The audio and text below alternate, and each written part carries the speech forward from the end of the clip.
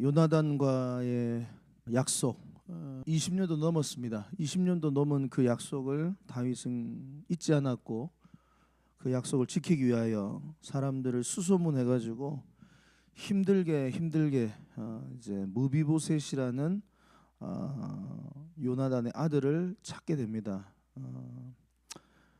숨어 지냈습니다. 다윗과는 이제는 원수 집안이었기 때문에 무비보셋은 이제 완전히 눈에 띄지 않는, 특별히 다윗의 사람들이 눈에 띄지 않는 곳으로 숨어 들어가서 숨어 있었습니다.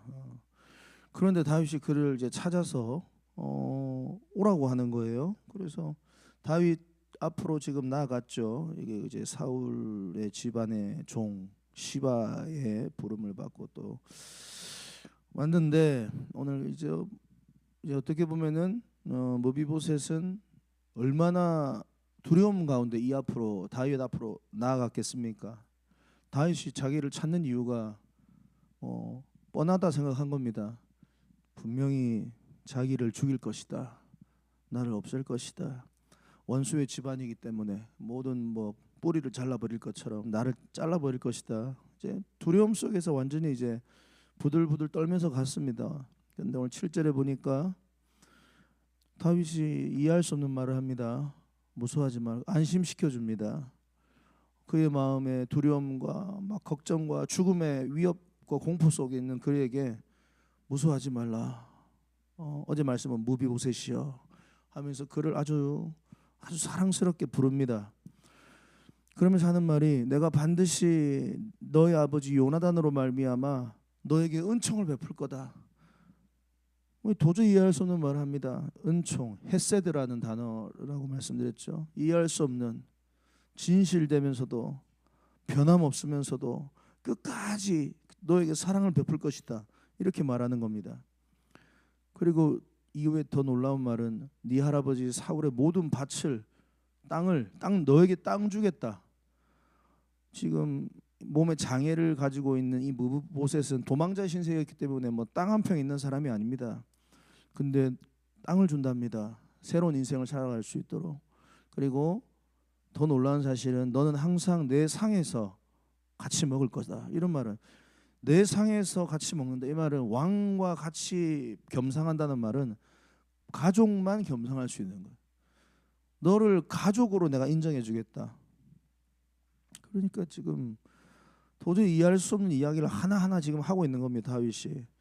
그러니까 8절에 그가 절하 이르되 이 종이 무엇이기에 왕께서 죽은 개 같은 나를 돌아보십니까?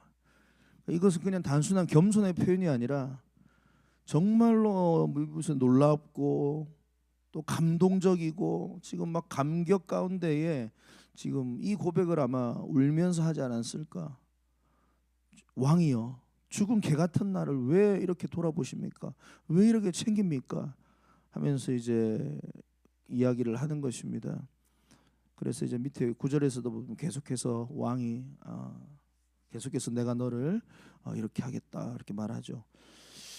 8절에 보면 이 죽은 개, 이 개라고 얘기가 나오는데, 이 개라는 게 유대인들 사이에서는 이게 부정한 동물입니다. 부정한 동물, 저주받은 동물로 치는 게 바로 개입니다. 이방인들을 비유할 때 개라는 단어를 쓰고요, 그들은 아주 비천하게 짝이 없는 사람을 가리킬 때 개라는 단어를 가져옵니다.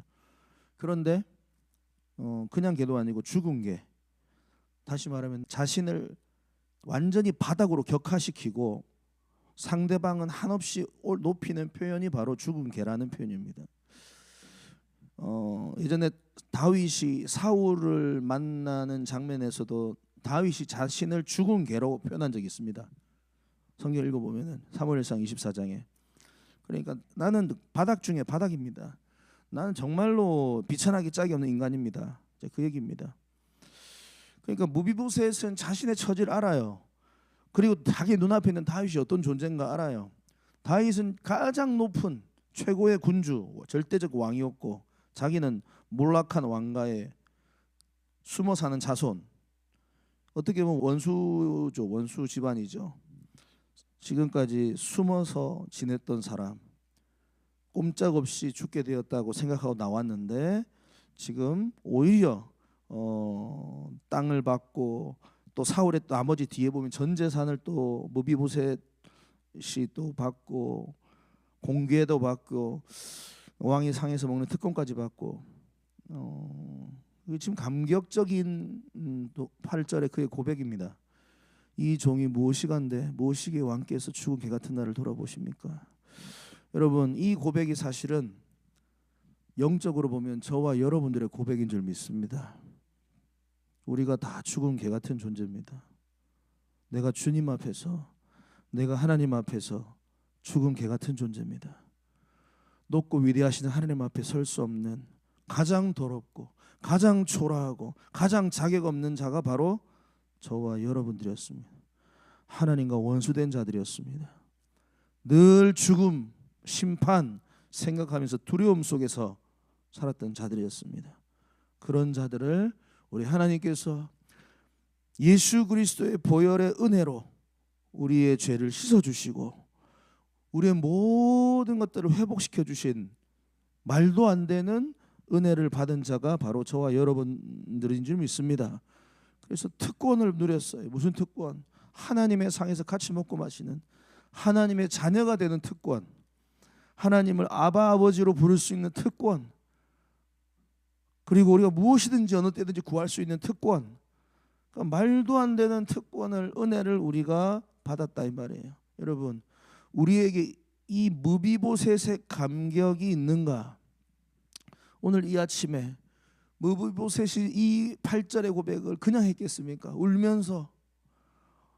아마 그는 도저히 이게 꿈인지 생신지 이해할 수 없었을 겁니다. 왜냐하면 자기는 죽으러 간다고 생각을 했거든요. 난 이제 죽었다.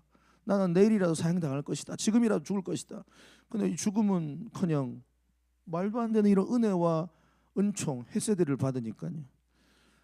우리의 삶 가운데도 이 감격과 이 감동이 늘 있어야 될 줄 믿습니다. 에베소서 2장 5절, 허물로 죽은 우리를 그리스도와 함께 살리셨고 너희가 은혜로 구원을 얻는 것이라. 또 함께 일으키사 그리스도 예수 안에서 함께 하늘에 앉히시니 이는 그리스도 예수 안에서 우리에게 자비하심으로써 그 은혜의 지극히 풍성함을 오는 여러 세대에 나타내려 하심이라.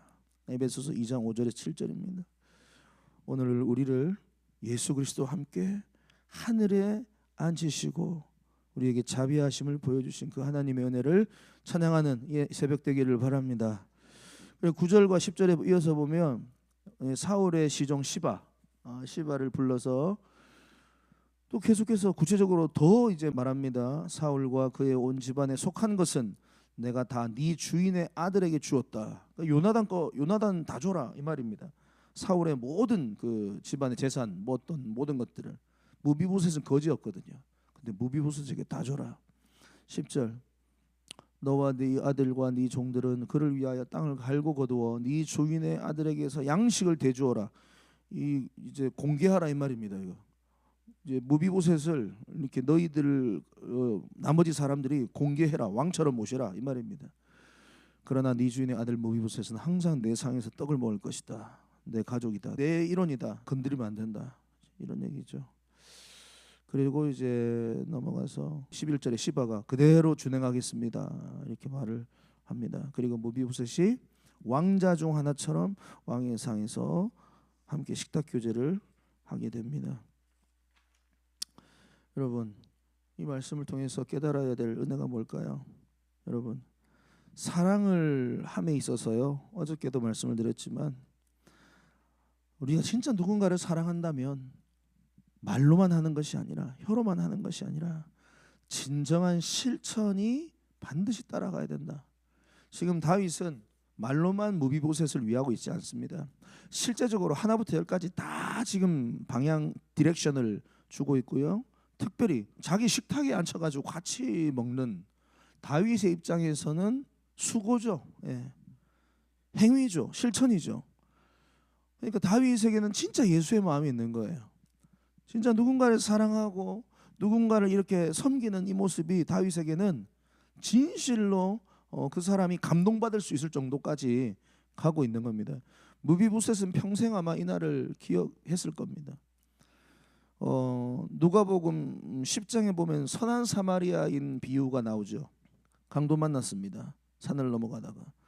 그런데 레위인 제사장 지나가면서 그 피 흘려 쓰러져 있는 사람을 보고 어떻게 합니까? 그냥 아이고 어떡하노 하고 그냥 쳐다만 보고 동정만 하고 가죠.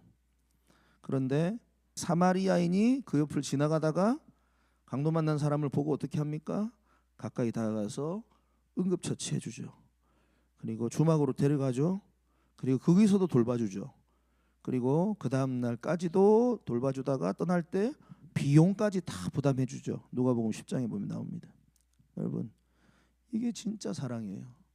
이게 진짜로 우리 그리스도인들에게 필요한 사랑의 모습입니다. 우리 하나님도 그렇게 우리를 사랑하셨고 독생자를 주셨지 않습니까? 야고보서 2장 15절에 보면 만일 형제나 자매가 헐벗고 일용할 양식이 없는데 너희 중에 누구든지 그에게 이르되 평안히 가라 더웁게 하라 배부르게 하라 하며 그 몸에 쓸 것을 주지 아니하면 무슨 이익이 있으리요? 야고보서 2장 15절에 말합니다. 무슨 말이에요? 정말로 형제와 자매가 헐벗고 일용할 양식이 없는데 말로만 아유 네가 평안했으면 좋겠다.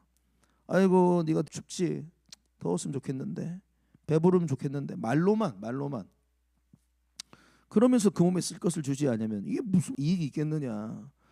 주님이 혼내십니다.